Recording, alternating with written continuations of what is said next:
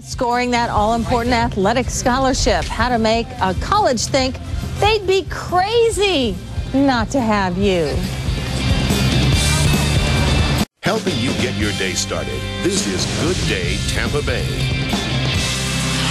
Athletics and academics. How to turn sports into scholarships.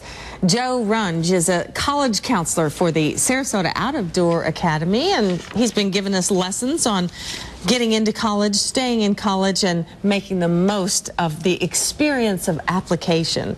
Today we're talking about athletics. So what are the various levels of this and the scholarships that are available? Right, you really have to understand the competition levels and the scholarships first and foremost before you engage this entire process. The NCAA, or the National Collegiate Athletic Association, will assign different levels to different colleges. They can be ranked as Division I schools, Division II schools, or Division III schools. Division I and II schools actually offer scholarships. Division III schools do not. Division I is the most competitive in terms of quality of athlete. Division III is a little bit more of a moderate athletic ability level. Full and partial scholarships, obviously Division I and II schools will offer full and partial scholarships. Full scholarships generally go to those athletes that are highly recruited and perhaps are in the revenue producing sports that actually make money for a college and university, which would be a football or a basketball.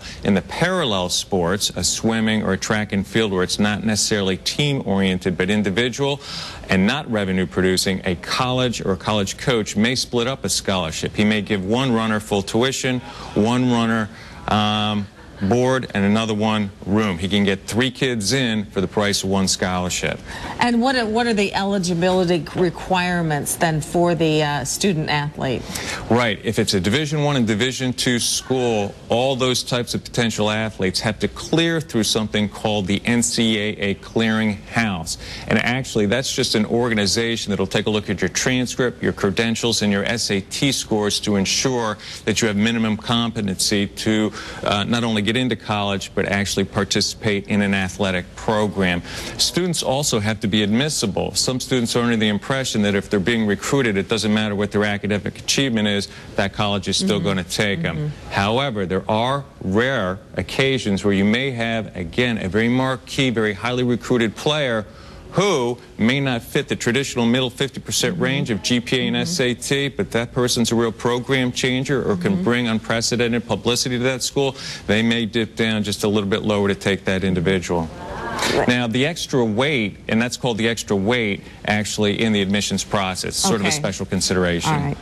And what is the best way for a student athlete to market himself or herself? Yeah, 4 quick points. Number 1, students want to begin the process, Division I, II, or III, by going to the athletics site on that college's webpage. Generally, there's an athletic or a personal questionnaire for each one of those sports, and that'll collect data such as height, weight, phone numbers, contact numbers, your schedules, and even some statistics about your playing career. Then you want to follow up with these coaches at the college level, and mostly there's assistant coaches that will deal with the actual recruits. They're busy, they're understaffed, so you have to be incredibly consistent with your follow-up. Sometimes the squeaky wheel does get the oil in that case. And then you also need to be prepared to forward game tape or statistics, and a lot of kids fall short in this area because they don't know anybody that can actually sit in a gym, get practice tape on them, as well as games. There's some outside people that do this, and it's always a good idea to check with your AD or your coach to see if you can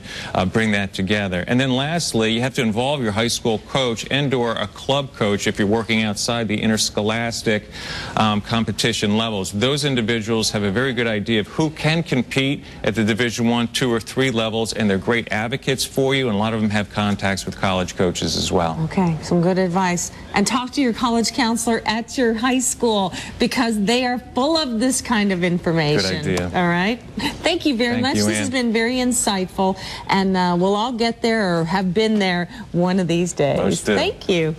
All of the tips, of course, that Joe has presented are online at myfoxtampabay.com. Just look under our Seen on TV section. Again, thank you, Joe.